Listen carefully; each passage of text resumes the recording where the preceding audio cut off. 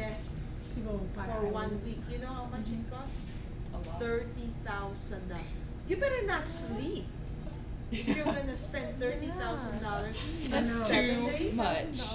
Just to stay somewhere. They just wanted to treat themselves. If I'm gonna spend $30,000, I'm gonna go to Hawaii and rent a cheap, Business, so they can afford Yeah. a cheap little 1 bedroom somewhere and stay for a month. Oh What's yeah. about I always do that. $30,000. I'm too cheap. I could be a billionaire and I'd still be cheap. I think that's the best way to go. I'd rather be cheap than overspend. Yeah. Okay. So much about daydreaming. Yeah. Back to life. So now, so this is Back still to part of your reality. cardiovascular system. Okay. You know, when you're done with the study of A and B, oh, is it too? That's too Yes, much. please. Can you turn it up? Just a little bit. There you Too much. Down. Too much? In the middle. Nope, that's not the middle. Right there. Okay. So, if you think about it, I know before we even talk about the arteries, capillaries, veins, you know about that one. I'm just gonna go to this part right here. Look at.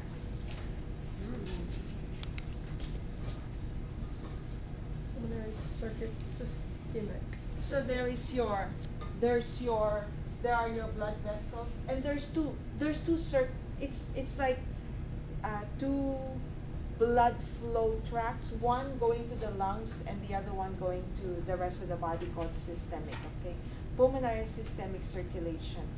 We know, or I hope you know, that these three main blood vessels, we're going to talk about this is the next chapter, but you should know that arteries, A for away, they carry blood away from the heart. Veins, IN, they carry blood back into the heart. And the arteries, so if you look at this picture, they always color the arteries red, but don't forget, when we study blood vessels, both oxygenated and deoxygenated blood are present in both blood vessels, okay? So you remember, maybe when you were in high school, they say arteries carry oxygen, veins carry carbon dioxide. That's a wrong, it's an incomplete sentence, okay? Both arteries, anyway, both gases are present in any of the blood vessels, okay? So this is what happens, right? The artery is carried, we know it carries precious gas, nutrients, right? So I'm going to write down my GI tract right here. Every day, you just think about your body as like a little factory, like a little building, and you have first floor, second floor, third floor. You have tiny little people walking up and down, messengers, right? Delivering the mail to the people, and then they're picking up your trash. They have to go back and throw the trash out to your pee-pee. That's the only trash can, right, by the way, the pee-pee and the lungs. Because the poop, we're going to talk about the poop, right? But the only trash, the way to dump our trash is through your kidneys and your lungs, okay? So that's what's going on. So I have my tiny little people, see, delivering oxygen here, and the people here, when they go to the GI tract, they pick up nutrients, see? They pick up nutrients, and then they join here, and then this nutrient-rich blood, see, as they unloaded the oxygen here, they're picking up carbon dioxide. You're going to be asked to do this one. By the time we're done with the digestive system, I usually ask the students to write down a diagram and then discuss, just so I know that you understand. So You're not getting rid of oxygen and picking up O2. You're gonna understand this more when we study the rest of the cardiovascular system. I'm sorry, the digestive system. So here's my GI tract.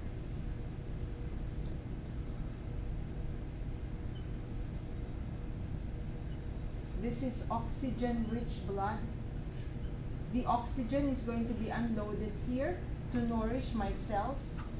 And my cells have trash. This is what I mean, your little people delivering oxygen, then they're picking up your trash, which is called carbon dioxide. And then the carbon dioxide is going to be taken by my little people, deliver it. See, look at, it's going to go to the lungs. This is how you get rid of your carbon dioxide. But there may be other kinds of trash which the lungs cannot get rid of. So it makes another round trip. Now it's going to go to my kidneys. And the kidneys are the ones that's going to get rid of my waste in the form of urine.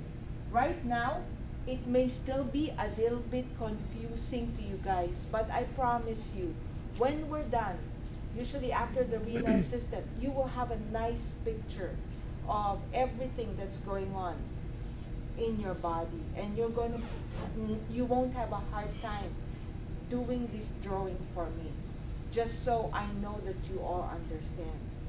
Picture again in your head. My heart pumps. It's pumping the the oxygen-rich blood going to my GI tract. In my GI tract, it's unloading the oxygen. That oxygen is going to be used by my GI to process the nutrients that I just ate. So in exchange, the GI tract will give to my blood my nutrients, the glucose that I just ate. It's also going to give them carbon dioxide. That's my waste. So where is that waste and nutrients going? To the right side. The carbon dioxide going to be blown off as I breathe out. And where's the rest of the waste? Anything that's not carbon dioxide, like lactic acid, uric acid, all of those, maybe toxins, maybe the vitamins, also the waste, the metabolic byproducts. It's going to go to the kidneys. I deliver it, I pee it out. That's why urine is waste. So, why did I talk about that now? What is the link? What is the one that makes sure, what is your main generator that makes sure that your tiny little minions keep moving? It's the heart. The heart pumps to push your minions, right? Your people. Like you have to push your blood. The heart is the one. Look at this picture. If you look at this picture, the cardiovascular system is a closed circuit. It's closed, which is very important for us to remember. It has to be closed because can you imagine if it's open? Then when there's an opening here and all of the blood leaves, how can you generate pressure again? Right? Does it make sense? It has to be a closed circuit. Okay? Do you understand? So the heart is nothing but modified. All the linings of the heart is the same as the linings of the blood vessels. Just think of it. I like to draw it this way. See? The same lining. The same lining. The heart is just an enlarged blood vessel. And then it has 4 chambers. Because its job is to separate the pulmonary circulation from the systemic circulation. Pulmonary from systemic. Okay? So the right side of the heart delivers blood to the lungs. What type of blood do you think is being delivered to the lungs? Oxygenated or deoxygenated? Deoxygenated. Yes, very good. When the blood that goes to the lungs is deoxygenated, low in oxygen, high in carbon dioxide. And what's going on in the lungs is the lungs will get rid of the carbon dioxide, you blow it off, but it will also give the oxygen. You just breathe in the oxygen, it will give it to your blood, right? So that when it returns to the left side of the heart, the left side will pump oxygenated blood to the rest of the body. It's a never-ending cycle. The moment the heart beats, that's what it does. Before we can appreciate everything about the heart, there's a few things I want you to remember. Okay? Location.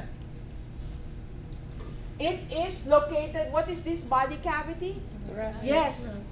What do you notice? there's another organ here. What is it? Lungs. The lungs. Okay? There's something very important about the fact that it shares the thoracic cavity with the lungs. By the way, the specific cavity occupied by the heart only is called Cardio. Yes, pericardial cavity. And in the lungs, it's called Pleural. Yes, very good. Pleural cavity. Okay, so pleural cavity and pericardial cavity. This is telling me that they have their own specific bedroom, even though they live in the same house. And you know what? There's a sign right here, do not enter. Same with the lungs. Did you notice people with maybe you know some people who had pneumonia, they still have healthy hearts, right? So what I want you to realize is, even though they're very close, you're going to look at the heart now when you open up the cat. You will see how they're very close. But lung infection does not necessarily mean you're going to have an infection in your heart, and vice versa. What makes that possible are the membranes that cover them. For the lungs, it's called pleura. We're going to talk about the pleura when we study the respiratory system. For now, we look at this pericardium. Okay? That's the membrane for the. That's the membrane that covers the heart.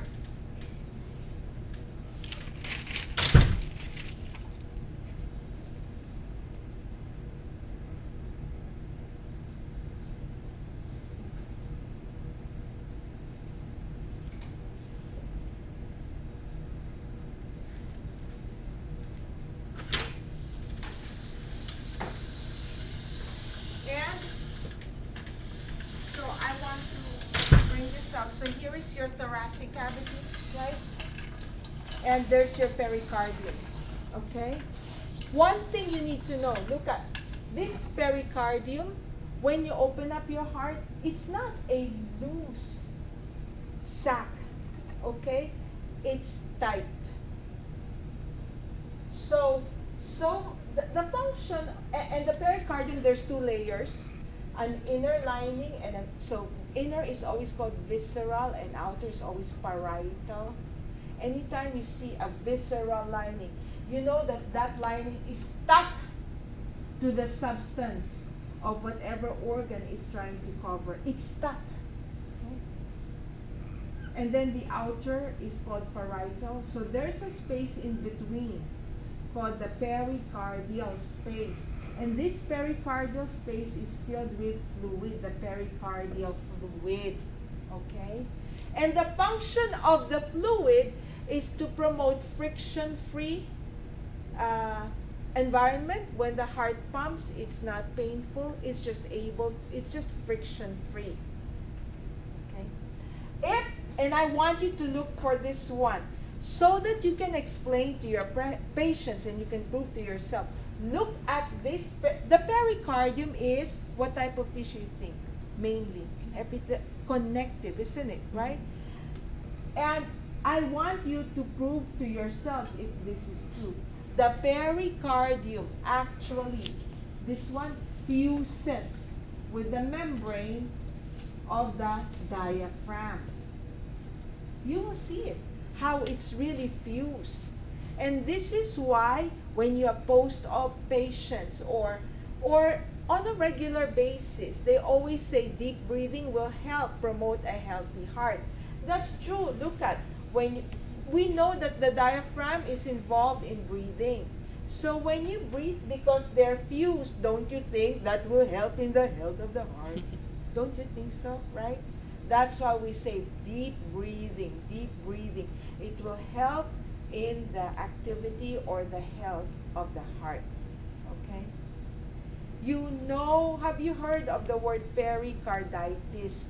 That's inflammation, accumulation of fluid. When something gets inflamed, it gets filled with fluid. This pericardium has a lot of pain receptors, nociceptors, okay? Free nerve endings. and they're very sensitive to pain. Pericarditis is a condition where the cause or the etiology is generally difficult to figure out. It's very common among radiation patients, radiation treatment patients, or cancer patients on chemotherapy. You always watch out for pericarditis. When you have a patient on cancer treatment and then they complain of chest pain, you never take that lightly. It may be that they're having pericarditis. It can also follow after a viral, and no one knows what is the cause of pericarditis, but it can happen at any age. Why is pericarditis dangerous? I told you that the visceral pericardium is stuck to the substance of the heart. Look at, when this gets filled with fluid, okay, it's filled with fluid, number one. And we know that the job of the heart is to contract, right? For muscle to contract, it needs what? It needs to be stimulated, right? So I'm looking at this heart. There are two parts to the heart, right? When it's contracting or when it's relaxing. By the way, are you familiar with systole and diastole? The blood pressure. That's very No. good. It's true. The blood pressure. Blood pressure. Yes. Systole is the phase where the heart contracts. So when it's contracting, that's what you call systole. When it's relaxing, it's called diastole. Very good. Okay? So look at this one. When you have pericarditis or any kind of swelling right there, during systole, the heart is pumping the blood to nourish your body, right? During diastole, the heart should be relaxed to receive blood, right? And look at this. Where will the problem be when a patient has pericarditis? When a patient has pericarditis, predict. Do you have any problems this systole? No. What would be your problem? Relaxing. Relaxing. Because why? Remember, muscles can only pull. They contract. Remember, and nerves help them to contract. There is no nerve that tells them to open up. The relaxation part is just the elastic part. Remember, the actin and myosin, you have the elastic forces pulling, and then the gravity, and then the antagonistic muscles. You have no antagonistic muscles here, right? So when you have pericarditis, that's the danger. The danger is, which of the two? This is going to be affected. And when it's not able to open up, what do you think? You're going to compromise. There will be a back flow right here, right? You see them. These are the patients you see. You look at the neck. Look at your neck. Your neck, I don't see any magnified beating of the blood vessels. But people with any kind of compromise right here, you see this one, bounding pulses over here. You understand the effect of pericarditis? But So I'm just curious if you have an increased diastolic, that does that mean your heart is That's not a very relaxing? good question. Well, yes, we're going to talk. That's very good. You see, look at you guys. You're thinking now. But we're going to talk about it when we study the blood vessels. Amazing. That blood pressure reading, the systolic versus diastolic, it tells you something, okay? We're going to talk about it in the next chapter, but it's very important for you guys you need to remind me, okay? Okay, one more thing. So, it's locked up, right? It's like there is no room for expansion for the heart. Besides, look at this one, right? This is the thoracic cavity. This is bone. Does the bone expand to accommodate anything that enlarges there? No. What is the composition of your heart? What is the main bulk? What is the main tissue type in your heart? It is? Yes, it is muscle, isn't it? So, You see some sexy guys, they do their weightlifting. What happened to their muscles right here? It bulks up, right? Look at, when I do resistance, when I am hypertensive, isn't that resistance exercise for my heart, isn't it? So when there's hardening of my aorta, or there's a cholesterol plaque right here, let's say, there's resistance. My heart has to pump to deliver all the blood that it just received. It has to pump it to deliver it here. If there's any kind of resistance here, right, what will happen to the heart? Has to work harder. What is the end result? Just like this one, it will start bulking up, right? But what's the difference? Here, no problem. I can see sexy. You say, oh my, you're so sexy. Look at that. This one, can you say? No, right? Because why? There is no room for expansion. It is not good to have an enlarged heart. And that's what will happen and that's what we're going to talk about. You were asking about the systolic and diastolic. Hypertension is a serious problem. That's why it's referred to as the silent killer. You can still function because you function because it's still able to pump blood, right? In the meantime, there's something silently going on in your heart, and if you don't take care of that, you can die. And again, we're moving way ahead. We're going to talk about the implications of blood pressure readings when we get to the blood vessels. But for now, do you understand why an enlarged heart is not good? Just think anatomy. Think about where it's located. Think of the fact that it's locked up. I guess locked up is not the word, but there's no give because of the pericardium and this one. It's different. Skeletal muscle, it's okay to show off your cannons. It's called cannons, isn't it? But here you can't show it off. You can't say, oh, look at my heart. It's set. You can't do that. There is no give. Okay? Okay? If I ask you that in the test, you understand. So, a few other generalizations about the heart.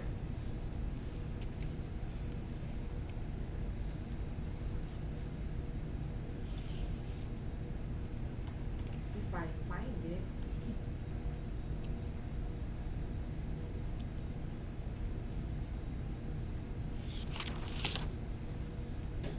Okay.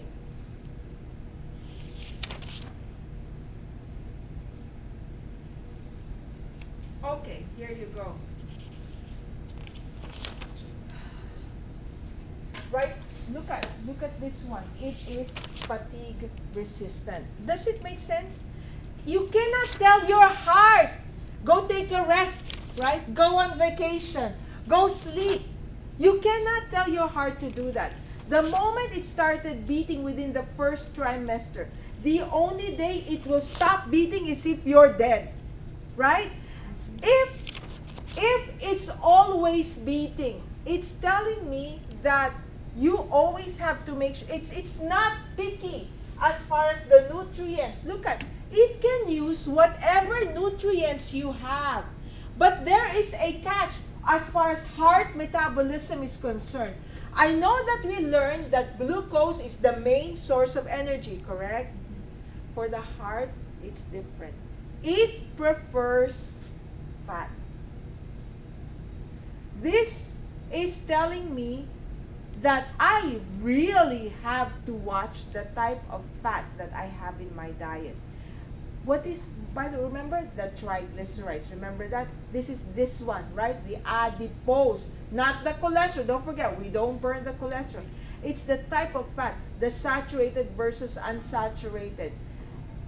It's telling me that as long as there is fat in my body, that fat will always be dislodged or released to be delivered to the heart, because that is the preferred nutrient of my heart. The fat. Okay? Did you understand? You got that? Okay, so you always, that's why you explain to your friends, you gotta make sure you always have the good type, the unsaturated fats. The kind that It doesn't, liquefies. huh? Is the unsaturated fat the type that liquefies? The that flows? liquid, yes, correct. It doesn't stay here. This one, the belly fat that we see today, that's different from the belly fat yesterday.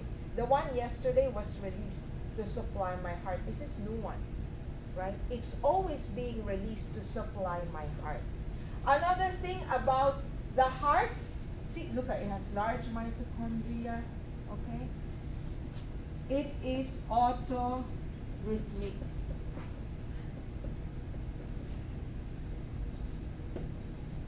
It is autorhythmic. What does this mean? The rhythm on its own.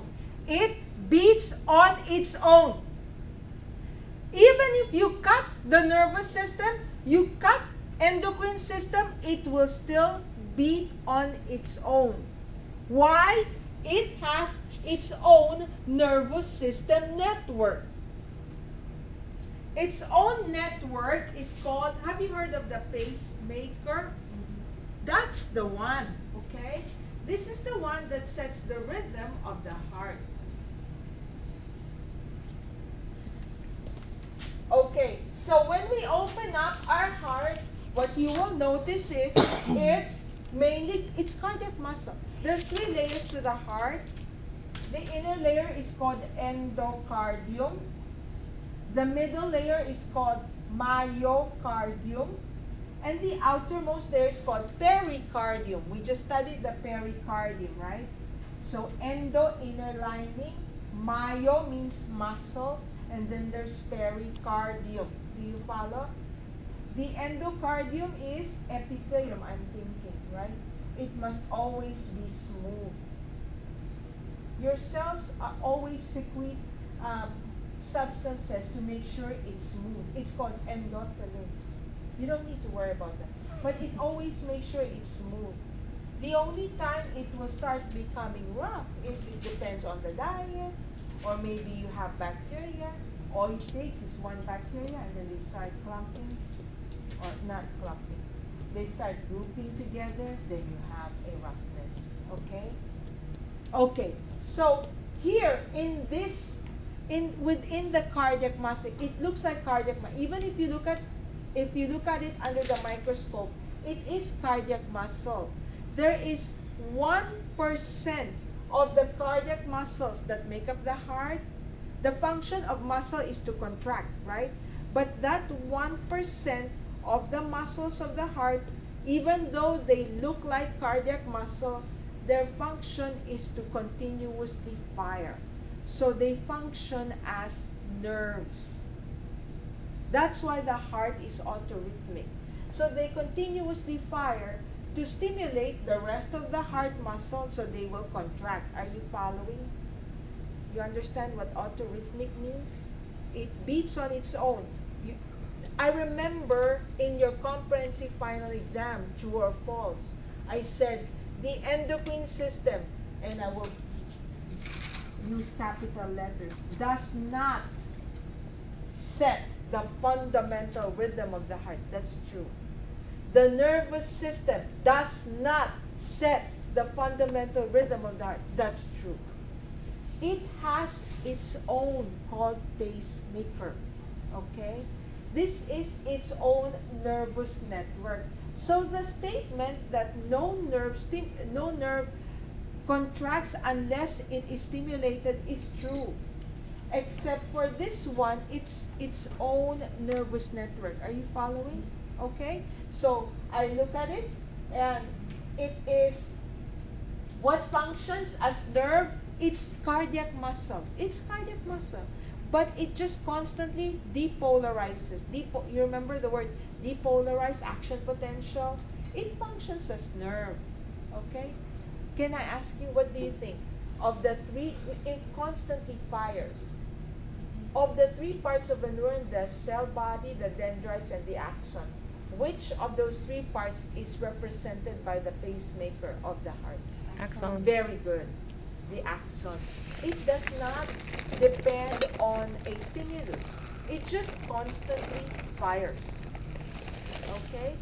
And they have different, so you have different, it's called nodes or areas where the action potential fires. So you have it in the SA node, which is in your atrium area, then you have the AB node, and then the AB bundle, then the right and left, and then the Purkinje fibers.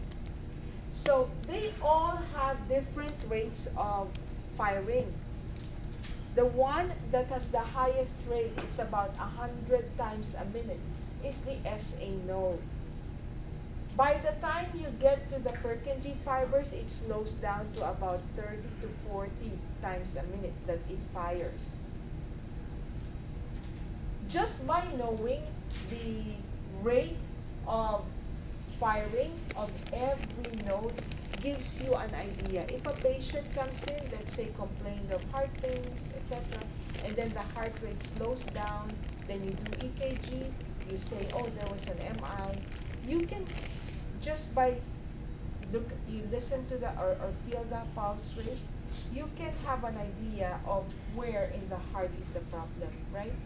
Because if the heart rate slows down, I am thinking that this is no longer working. Does it make sense? Because this is the one that fires the fastest. Now, if your heart rate slows down, this must be the one that's taking over. So I know that your problem was somewhere up here. Does it make sense? Okay? Okay? Okay. I open up the heart, and it's easy for me to see which one is the right, which is the right side, and which one is the left side. When you open up the heart, that's what you should do. The right side pumps blood to the lungs. How far is the lungs from the heart? Right there. It's right there. Very good. The left side pumps blood to the rest of the body. Which one has to work harder? The left side. The left side. So, the left, by looking at it just with your naked eye, the left side is always thicker than the right side. Okay? That's how I figure out which one is the left and which one is the right. Okay?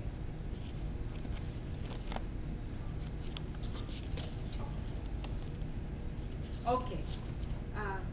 And then, lastly, before we move on with the study of the heart, is heart muscle contraction. By the way, this one, this nerve impulse, how does it, there is no, you remember the synapses, right? The neurons, they synapse with another one. You remember at the synapse, there's a space, you remember that? Where at the axon terminal, they have to secrete their neurotransmitter, right? And the neurotransmitter has to go to the dendrites. There is no such thing as no such type of a synapse when it comes to the heart. The synapse is called a chemical synapse. Sorry. Electrical synapse.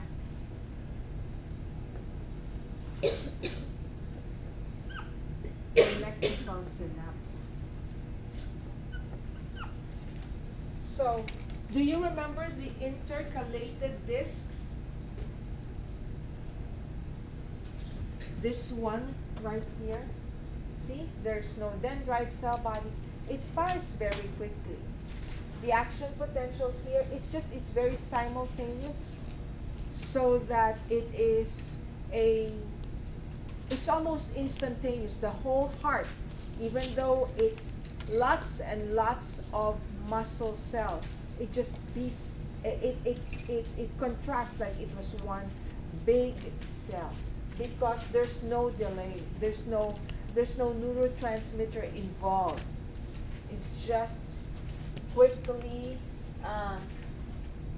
passed through to the next, to the next, to the next.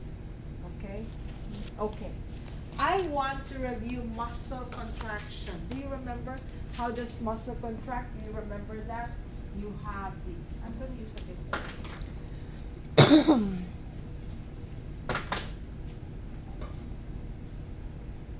You remember you have your neuron, you generate a muscle action potential, you remember that? And the result of muscle action potential is the release of calcium. Just a review from the sarcoplasmic reticulum, remember? And then it triggers the actin myosin contraction. You remember that from Bio 241, okay? It's the same. This is muscle, right? Except there's something very important that we have to add. This is why calcium is so important to life. For those of you who have worked in the ER, you look at one of the things that a crash cart contains is calcium gluconate injection. This is because this pacemaker, right, when it stimulates the heart, the result of stimulation of heart muscle is the entry of calcium from the interstitial space or extracellular calcium.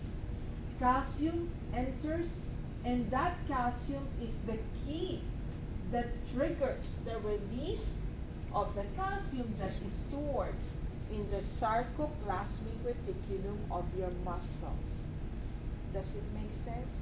This is referred to as calcium-induced calcium release.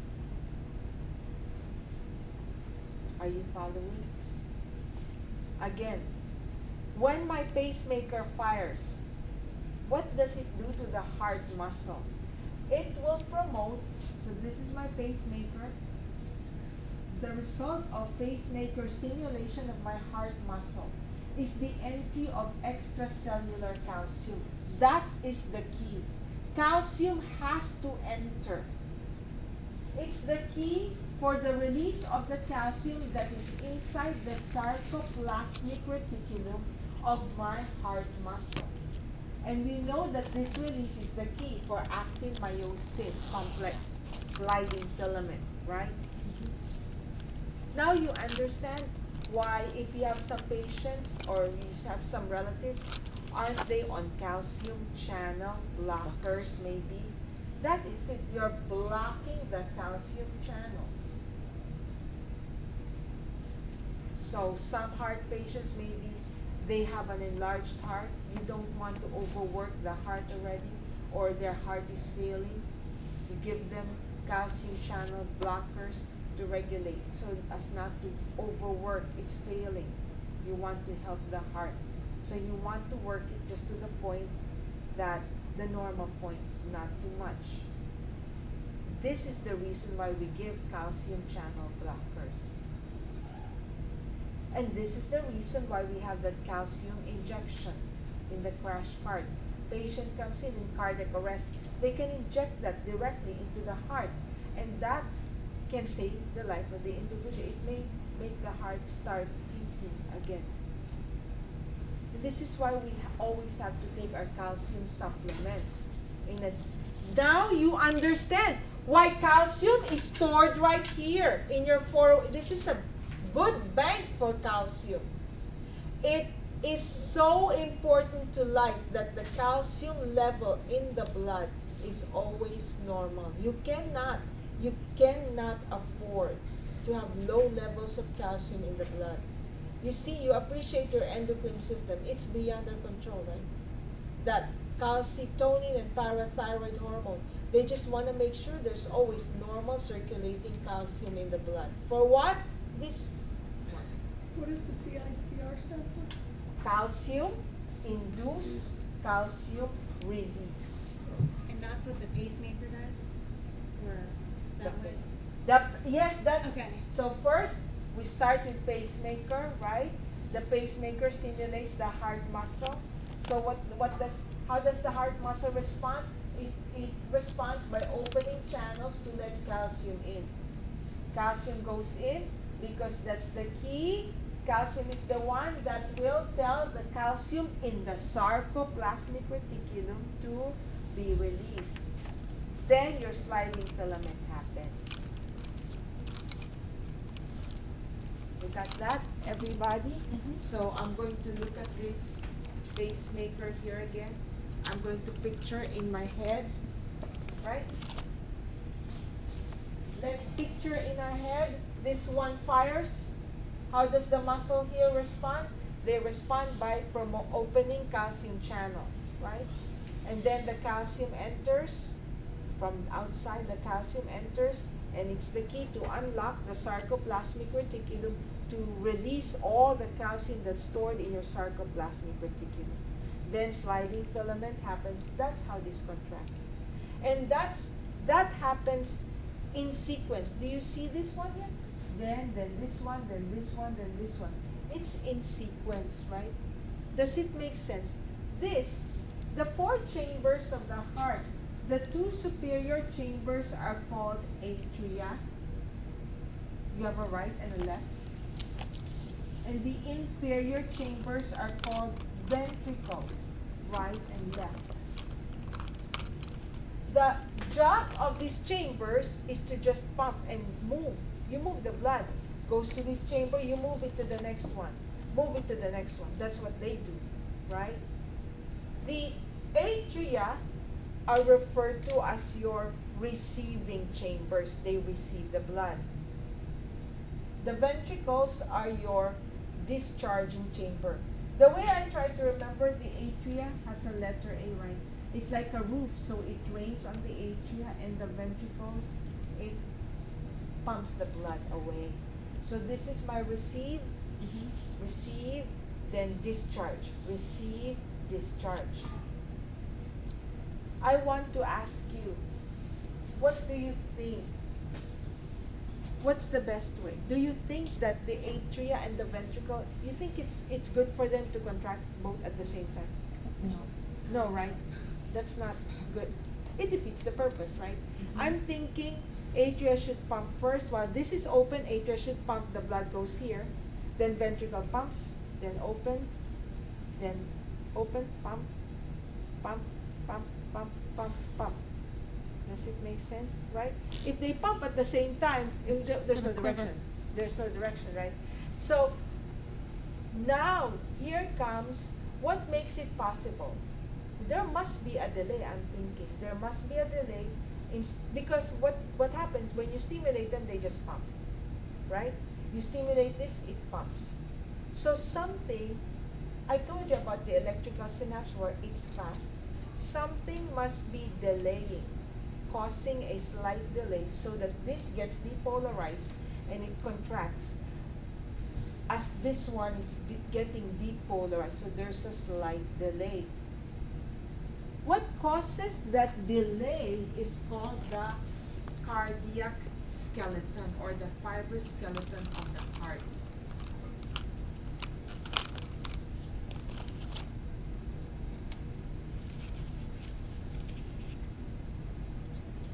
A skeleton. You know how your skeletal muscles they attach to your skeleton. So the heart muscle is anchored to what you call a skeleton. And you know the valves, right? Are you familiar with the valves? The valves are connective tissue. I'm going to look at this picture over here, just over here.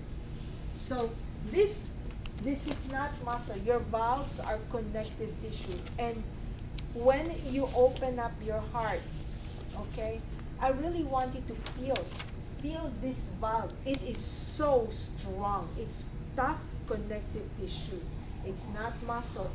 Please feel everything, okay? Because that's the only way you can truly communicate with your patients. You understand the anatomy.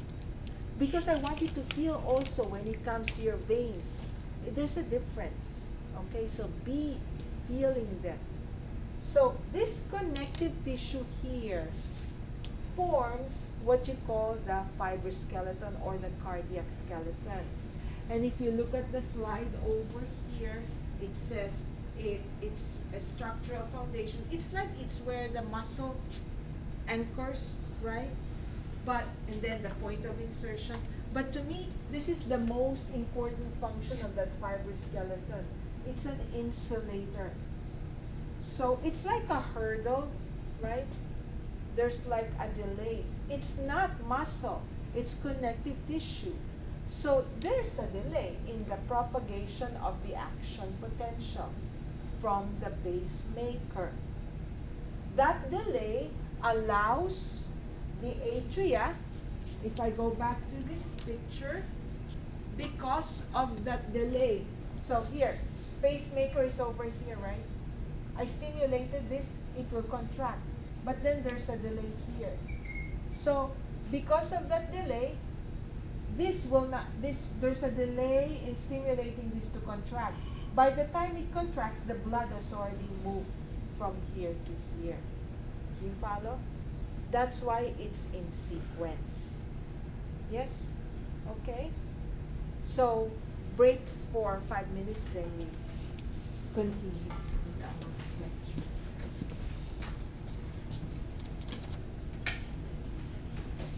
So the delay.